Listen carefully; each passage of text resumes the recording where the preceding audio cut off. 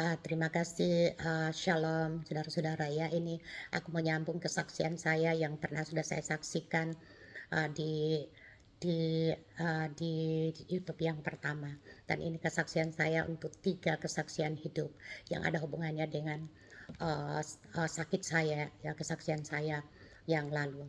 Nah, 3 kesaksian saya ini begini. Nah, pada waktu saya divonis saya mau mati, waktu itu kan Tuhan bilang, Dia akan bawa saya pulang, Dia bawakan saya pulang. Kemudian mungkin banyak orang berpikir gini, kok kenapa kok dia tidak takut? Karena kebanyakan orang kalau dikatakan mau mati, itu pikirannya itu kan ke kuburan. Waduh, dia mau mati, pasti ke kuburan gitu. Jadi biasanya mereka takut. Nah, tapi kesaksian saya katakan saya tidak takut. Saya malah bilang aku mati untuk Tuhan, aku hidup juga untuk Tuhan. Jadi nggak ada pilihan, no, tidak ada pilihan. Aku bilang no choice, aku bilang gitu. Nah, lantas, karena apa namanya itu, jadi mungkin banyak di antara kita yang bilang begini, "Ah, aku tidak percaya," karena kita ini walaupun keluarga, kan banyak dari macam-macam denominasi yang berbeda ya. Ada yang percaya, ada yang nggak percaya, tapi aku katakan percayalah. Kenapa aku katakan? Karena aku mau bagikan kesaksian saya, kenapa aku tidak takut mati, karena saya pernah mati. Terus terang saya pernah mati. Nah, karena saya sudah pernah mati sehingga aku takut mati, itu terjadi 63 tahun yang lalu. Itu pada waktu saya umur 8 tahun, 63 tahun yang lalu. Nah, waktu itu saya umur 8 tahun. Apa mungkin ada yang bilang, "Ah, masa mungkin saya 63 tahun yang lalu itu masih ingat?" Ya, semua yang terjadi di alam roh kita ingat, kita tidak akan pernah lupa karena yang alami itu roh kita, bukan jiwa dan bukan tubuh. Nah, waktu itu saya umur 8 tahun di kampung ya, saya tinggal di antara Klondale dengan Poso Sulawesi Tengah. Nah, waktu itu kami ada di kebun lagi, sudah di desa, di kebun sekali ya. Nah, saya itu sakit itu karena memang tidak jangankan dokter, obat aja enggak ada. Jadi begitu saya panas tinggi langsung saya step ya, akhirnya saya kebablasan, saya mati. Nah, pada waktu saya keluar dari tubuh saya lihat bahwa saya keluar dari tubuh saya. Saya keluar dari tubuh saya lihat tubuh saya di bawah itu mati, terletak, terlentang itu, jadi saya keluar. Nah, pada waktu saya keluar, saya lihat itu ada tiang itu seperti gini. Jadi tiang itu jembatan ya, ibaratnya jembatan. Nah, kita ingat toh kalau yang di apa itu di Alkitab itu dikatakan tangganya Yakub. Kalau tangganya Yakub itu kan begini tangganya Yakub. Jadi malaikat itu turun naik begitu ya tangganya Yakub. Nah, tangga itu dia begini. Nah, jadi aku lewat di tangga itu seperti kayak tiang listrik begitu bulat. Jadi aku nggak bisa jalan begini-begini, aku mesti begini, begini, begini. Dan pada waktu aku berjalan di situ, aku nggak tahu siapa yang nyuruh aku, pokoknya aku langsung aja berjalan di situ. Aku lihat di bawah itu ada lautan yang mendidih. Saya umur 8 tahun, aku sudah tahu bahwa itu adalah neraka. Jadi kita harus percaya bahwa neraka itu betul-betul ada di bawah bumi. Nah, kalau jadi di bukunya Amerika Tripasnya tentang neraka itu betul-betul ada. Nah, saya berjalan itu rasanya bermil-mil dan itu saya rasa panas karena itu di bawah itu panas, panas sekali. Jadi rasanya berjam-jam sampai ujung tangga itu ada sampai ke surga. Nah, di surga itu ada adikku yang sudah meninggal dia masih umur 11 bulan. Itu 2 tahun lebih muda dari aku. Nah, pada waktu dia lihat aku sampai di atas, dia tanya, "Kamu sudah pulang?" Aku bilang, "Nggak tahu, aku nggak ngerti." Nah, aku lihat dia bawa Alkitab. Alkitab itu dipegang begini sama dia. Loh, kamu itu kok Alkitabnya dia dia peluk kayak gini. Aku bilang begini, "Loh, Alkitab ini untuk kamu dari mana?" Saya kan juga kaget ya. Dari mana kok ada Alkitab? Kok persis kayak Alkitab di bumi. Bahkan ada kulitnya, ada bungkusnya, persis warnanya coklat lagi. Saya tanya gini, "Loh, kamu itu kebawa Alkitab dari mana?" "Aku dari sekolah." "Loh, kamu sekolah apa?" Dia bilang, "Ya sekolah dari malaikat yang sekolah yang ngajar kami." "Oh." Terus aku langsung tiarap, aku bilang, "Aku tiarap." Terus dia bilang, "Ayo tak tunjukin rumahnya Tuhan." Aku bilang, "Aku enggak mau, aku panas, aku rasa enggak enak." Aku lihat sorga. Bayangkan umur anak 8 tahun, tidak pernah tahu kalau itu sorga itu lantainya itu emas murni. Saya langsung tiarap. Saya lihat mengkilat, saya nyanyi, nyanyian saya itu begini, "Surga tempat yang terindah, rumah Bapa yang kekal, sana duduk Tuhan Yesus." Pada waktu aku nyanyi, saat aku sambil menyanyi, "Sana duduk Tuhan Yesus." Kemudian Tuhan itu datang, ya Tuhan itu datang ya seperti seorang papa, dari jauh dia bilang, "Hei, pulang." Saya bilang, saya juga nyaut juga seperti anak kecil, saya bilang, "Nggak mau, aku nggak mau pulang." Aku bilang begitu, "Aku mau tinggal sama kamu di sini." Aku bilang begitu. Itu jawaban saya. Kemudian Tuhan datang, dia tarik tangan saya ini, dia naikkan ke sini, saya berdiri. Dia bilang begini, dia tunjukkan, "Tuh lihat papa kamu," dia bilang, mama kamu menangis, menangis." Aku bilang, aku dalam hatiku loh, dari tadi dia menangis, dia enggak peduli kok, dia enggak mau tahu. Dia pura-pura enggak tahu, tapi begitu papa saya itu berdoa, papa saya itu dia betul-betul dia bergaul dengan Tuhan luar biasa. Begitu orang yang dekat dengan Tuhan itu ma eee, doa, berbicara, Tuhan itu nggak tahan. Tuhan langsung datang, dia tarik aku, udah. Akhirnya kami turun, turun itu kalau kita dari surga begitu, dulu kita kan selalu berpikir, kita itu terbang, tidak ngapung, ngapung, jadi begitu turun ngapung. Kapung itu cuma 1 second, hanya 1 detik, begitu tek, loh sudah sampai di tanah, tak padahal tadinya aku tuh berjam-jam. Nah, begitu sampai di tanah, Tuhan itu pergi, aku langsung naik, aku naik langsung kan itu kan di desa ya, di kebun. Jadi itu rumahnya tangga, jadi aku naik, aku masuk ke tubuhku, aku bangun lagi. Jadi aku beritahu, kenapa? Bahwa jangan usah takut mati, jangan ada yang takut mati. Selama kita dalam Tuhan tidak perlu kematian itu tidak perlu ditakuti. Karena yang pergi ke kuburan itu bukan kita punya tubuh surgawi, kita itu tubuh ini.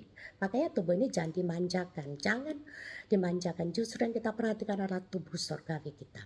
Nah itu kesaksian saya yang pertama. Kemudian kesaksian yang saya kedua,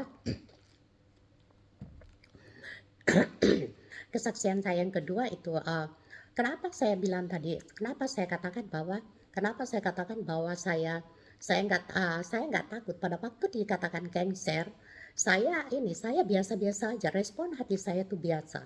Karena memang saya berpikir tuh begini, pada waktu saya beritahu kalau saya kena cancer, saya berpikir tuh gini, "Oh mungkin Tuhan mau saya sekolahnya Tuhan lagi, disekolahkan lagi, jadi saya akan ikut ujian." Jadi sebelum Tuhan bawa saya ke surga, Tuhan akan berikan lagi saya upah, akan ditambahkan upah, ada upah lagi yang Tuhan mau berikan kepada saya. Hanya itu aja yang dalam pikiran saya. Sehingga pada waktu saya diberitahu kalau saya kena cancer, saya sukacita aja karena itu alasan saya. Karena banyak orang berpikir, enggak percayalah saya. Karena kan orang kalau ada kan saya dengar kesaksian orang berhari-hari dia menangis begitu dia divonis kena cancer, saya bilang. Nah, jadi itu kenapa? Karena saya sudah pernah mengalami yang lebih parah dan lebih dahsyat daripada kena cancer. Cancer itu berapa berapa berapa minggu aja saya rasakan gitu sakitnya. Memang sakitnya luar biasa. Tetapi nggak kalah dahsyat apa yang saya alami selama 8 tahun yang lalu. Itu terjadi tuh tahun 2020, 2000, tahun 99 saya pertama datang ke Australia. Nah, waktu pertama datang ke Australia, itu Tuhan, suruh saya bilang begini, "Aduh Tuhan, aku di Indonesia tuh sudah biasa nginjili orang. Lah pas datang sini nggak ngapa-ngapain," aku bilang gitu. Jadi saya rasanya kayak saya stres, aku bilang begini, "Tuhan." Jadi Tuhan itu langsung ngomong sama saya gini, "Udah sekarang kamu jadi pendoa, kamu doa bukan saja doa tapi kamu juga doa peperangan." Aku bilang, "Bagaimana caranya?" Jadi Tuhan ajarkan saya peperangan, apa yang didoakan ya pemerintah, ya ini itu semua harus itu yang harus diperangi, Tuhan bilang. Jadi itu perangi.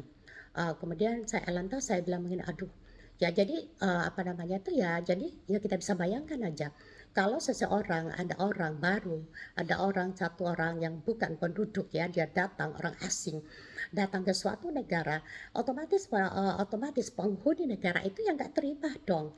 Jadi mereka pasti marah, penghuni negara ini marah sekali. Jadi ya kita bisa bayangkan datang, nggak punya status, kemudian dia datang untuk, apa namanya itu, bikin onar gitu, ya karena perang-perang. Sampai penghulunya itu datang nemuin saya, dia ancam saya, tapi ya apa namanya itu ya, karena Tuhan yang suruh saya, jadi saya nggak takut, saya nggak keder. Eh, Dia datang antar saya dan bukan itu cuma lewat mimpi, lewat face to face. Dia ada di belakang saya, dia ngomong dengan saya terus terang seperti kita ngobrol, tapi ada di belakang saya. Nah, akhirnya betul-betul mereka betul-betul lakukan, dia ancam saya, dia akan bunuh aku, dia akan hancurkan aku, dan apa yang dia katakan itu benar. Jadi selama tahun pertama, tahun kedua, bayangkan aja saya enggak punya status, ya saya harus apply anak-anak saya sekolah, sekolah di sini, dan juga tuh kita enggak punya kita enggak punya kerjaan yang tepat, yang pas gitu, dan kita butuh keuangan kita, masalah keuangan, masalah sekolah anak-anak belum sakit ya, harus dioperasi, banyak sekali yang saya alami. Dan saya tahu bahwa musuh saya lah yang melakukannya itu, tapi saya tidak peduli. Dan itu saya lewati tahun pertama, dan betul-betul kita bisa bayangkan seperti apa seperti apa yang aku alami tahun pertama, tahun kedua, tahun ketiga, tahun keempat. Tepatnya itu 2003 ya, 99, 2000, 2001, 2002, 2003. Tepatnya 2003, kemudian lantas saya bilang begini, aduh Tuhan, kayak rasanya saya nggak sanggup ini Tuhan, betul-betul saya nggak sanggup, saya mau stop aja, betul-betul saya babak belur, tapi Tuhan itu ajaib, setiap kali saya babak belur sudah sekarang Tuhan datang dan Tuhan tolong saya. Tapi habis itu setelah selesai masalah satu ini, datang lagi masalah, dan kadang-kadang lebih parah lagi, lebih hebat. Nah, begitu satu saat itu persisnya tepat itu pas 4 tahun itu, saya tidur itu. Ternyata pagi hari Tuhan itu datang, dia pukul saya di baju paha kanan. Dipukul saya keras sekali, saking kerasnya hampir saya terlentang, saya terbangun, saya lihat jamnya jam 5 pagi. Kan saya pikir, aduh Tuhan, ini waktu itu bulan 9. Bulan 9 itu masih masih masih spring di sini, jadi masih dingin. Saya bilang begini, itu Sabtu lagi besoknya. Jadi besoknya saya bilang begini, aduh Tuhan, aku mau tidur lagi sebentar ya. 1 jam lagi, aku lihat jam 5. Aduh, kasih aku kesempatan tidur 1 jam, kayaknya aku capek sekali. Nanti aku bangun jam 6 aku tidur. Nah, aku doa. Begitu aku tutup mata saya, ternyata pada waktu aku dipukul gitu, aku lihat sebelah aku, ternyata suami saya tidur pulas. Roh Kudus tuh langsung bilang di hati saya itu, dia bilang begini, itu Tuhan. Jadi saya ngerti itu Yesus yang datang. Nah, begitu baru kira-kira begitu aku tutup mata, tiba-tiba aku sudah ada di sana. Dia bawa aku ke surga, dan aku lihat suatu pemandangan yang dahsyat di sana, tapi aku tidak perlu ceritakan. Cuma aku lihat orang-orang dari generasi ke generasi, dari zaman ke zaman itu berkumpul di situ sejauh mata memandang. Mereka lagi menari di suatu taman yang luas yang tidak bisa dilihat sampai batasnya itu. Tidak bisa bayangkan di situ mereka menari di halaman luar itu, di taman itu, di bawah pohon-pohon gitu. Nah, pada waktu itu saya perhatikan tubuhku, saya melihat begini, dan saya lihat loh, saya ini kok, saya bilang, saya lihat tubuhku, saya pakai baju ini, saya pakai bajuku yang masuk aku waktu masih muda, saya bilang begitu. Dan bajuku itu waktu masih muda, dan aku lihat umurku 22 tahun, karena waktu itu rambutku masih panjang, aku muda, separuh dari umur, karena waktu itu umurku 50 tahun pada waktu aku ke sana 2003, 2000, ya 2003. Nah, pada waktu aku lihat loh, coba aku lihat bajuku mini, aku pakai bajuku yang aku paling suka waktu aku umur 18 tahun, 19 tahun. Nah, akhirnya malaikat datang, kemudian dia pakai aku baju, dia berikan aku baju yang mengkilat, dia turun ke bawah mengkilat gitu, long dress itu putih mengkilat. Kemudian dia taruh ini di kepalaku, dan kemudian dia kasih aku satu kertas, satu sertifikat gitu ya. Aku pegang itu begini, dia suruh aku, kan aku pengen mau lihat ini, tapi dia tanganku enggak boleh. Jadi dia kasih aku satu kertas ini dari itu kertas emas ya, terbuat dari kertas emas, itu kertas emas ya. Nah, itu ada nama aku di tengah, kemudian itu ada backgroundnya salib. Nah, waktu aku lihat itu aku nangis. Nah, akhirnya aku terbangun, aku cuma ceritakan itu. Nah, jadi pada waktu aku divonis kena kanker, jadi aku ndak kaget gitu loh, karena aku sudah pernah mengalami yang lebih dahsyat lagi. Itu aku sudah 4 tahun, dan pada waktu aku melewati 4 tahun lagi itu udah biasa. Jadi aku layani, udah ndak pernah aku ndak pernah nangis, aku ndak pernah itu, karena aku sudah tahu bahwa Tuhan tuh sudah siapkan upah untuk aku. Jadi saya beritahu, kalau kita sudah punya masalah, kita punya apa, jalanin aja, teruskan aja, pasti ada endingnya kok. Tuhan itu tahu sampai di mana kemampuan kita. Nah, itu yang kesaksian saya kedua. Nah, kesaksian saya yang ketiga itu aku bicara tentang papa saya.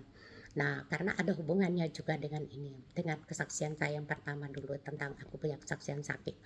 Nah, pada waktu, papa saya itu empat empat, apa namanya itu, 3 bulan sebelum dia meninggal, itu papa saya itu Tuhan sudah beritahu kalau dia akan meninggal. Nah, dengan kemudian papa saya itu dia tulis will-nya, dia tulis di kertas ini, will-nya papa saya. Will-nya itu dia katakan gini, "Tidak ada sukacita bagiku," itu dia ambil di 3 Yohanes 1 ayat 4. "Tidak ada sukacita yang lebih besar bagiku selain mendengar anak-anakku hidup dalam kebenaran." Itu yang ditulis di situ dan dia kirim ke kita. Waktu itu aku udah di Surabaya.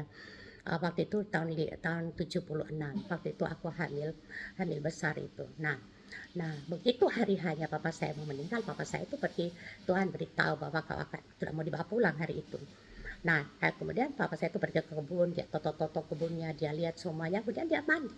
Dia mandi, dia pulang rumah, dia ganti bajunya, dia udah pakai bajunya semua yang bagus, kemudian dia naik di tempat tidur, kemudian dia suruh adik saya, dia panggil mama saya, dia panggil om saya datang, dia pijit-pijit dia dari belakang, mama saya berdiri di depan gitu, di bawah. Nah, dia di tempat tidur. Nah, kemudian dia ngomong begini sama mama saya, beritahu kepada anak-anak, mereka jangan susah aku meninggalkan mereka. Mereka itu punya, mereka itu, aku adalah papa mereka di bumi, tapi mereka punya papa yang kekal adalah Yesus. Kamu juga jangan sedih meninggalkan saya. Aku adalah suamimu di bumi. Kamu punya suami yang kekal itu Yesus. Kemudian dia ngobrol lagi sama om saya, kemudian dia dia gini tangannya, kemudian dia tidur, dia mati. Nah, pada waktu saya dengar itu cara papa saya mati begitu, aku langsung spontan bilang sama Tuhan, Tuhan, aku mau mati cara papa saya. Pada waktu itu aku belum bertobat loh, aku belum sungguh-sungguh gitu.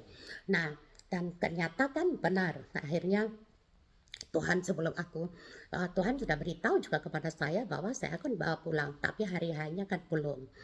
Nah, kenapa? Apakah cara mati papa saya itu Alkitabiah? Sangat Alkitabiah. Karena apa namanya, tokoh-tokoh Alkitab juga semua mati dengan cara itu. Abraham, Ishak, Yakub diberitahu mati dan mereka pesan-pesan. Jadi apa namanya itu, apakah kita semua juga akan bisa bisa bisa kita bisa seperti itu? Sangat bisa, sangat bisa. Terus terang ya, papa saya itu kami bukan keturunannya orang Kristen. Papa saya itu dari tadinya berhala, tahu tuh berhala tuh, nggak punya dia sembayangan gitu. Tapi begitu dia dia remaja, dia ketemu Yesus. Begitu dia ketemu Yesus, dia cinta Yesus luar biasa. Betul-betul dia cinta Yesus. Dia baca firman setiap hari. Dia baca firman, dia lakukan. Kami tinggal di suatu gereja kecil. Gereja di tengah gereja kami tidak ada baptisan Roh Kudus, tidak ada baptisan selam, dan tidak ada apa namanya itu, tidak ada. Jadi itu liturgi malahan. Tapi papa saya baca firman setiap hari, 7 hari dalam 1 minggu, 36 hari, 31 hari dalam 1 bulan, 360 dalam 1 tahun. Tiap hari dia baca firman. Bagaimana saya tahu kalau dia baca firman? Setiap hari kalau kami habis makan atau kami pulang sekolah, dia tunggu kami makan dulu, dia baca Alkitabnya di veranda. Dia bacakan firman itu sampai setengah jam, jadi kira-kira 5 pasal. Dia baca itu setiap hari dan tidak pernah lobang. Itu dia baca dalam hidupnya dan dia lakukan. Nah, bagaimana saya tahu kalau dia lakukan? Karena dia adalah bapak teladan yang betul-betul perlu diteladani. Kemudian dia baik sekali. Kemudian dia juga bawa itu seperti keuangan. Setiap kali kami panen kopi dia bawa ke gereja, atau kami ini dia bawa semua ke gereja, pagi dia bawa ke gereja. Saya tahu itu, saya saksikan. Sampai saya besar saya masih tahu itu, semua itu tetap berjalan terus. Nah, kemudian, nah apalagi yang dilakukan oleh papa saya? Papa saya dia punya intimasinya dengan Tuhan, yaitu setiap jam 5 pagi dia bangun dan dia intimasi dengan Tuhan. Karena di Ayub katakan, di Ayub katakan, siapakah manusia sehingga engkau menganggap dia agung dan engkau mendatangi dia setiap pagi. Jadi firman itu yang dipegang oleh papa saya. Jadi setiap pagi dia tunggu Tuhan, dia menyanyi, dia doa. Lah bagaimana aku tahu? Lah bagaimana aku tidak tahu dia keras-keras, adik-adikku terbangun karena nangis. Nah begitu, kemudian papa saya kemudian itu yang dilakukan oleh papa saya, itu yang dikerjakan oleh papa saya. Dan saya bilang, sebetulnya kekristenan ini ya, tak kasih tahu, kekristenan itu sebetulnya simpel loh. Kekristenan itu simpel.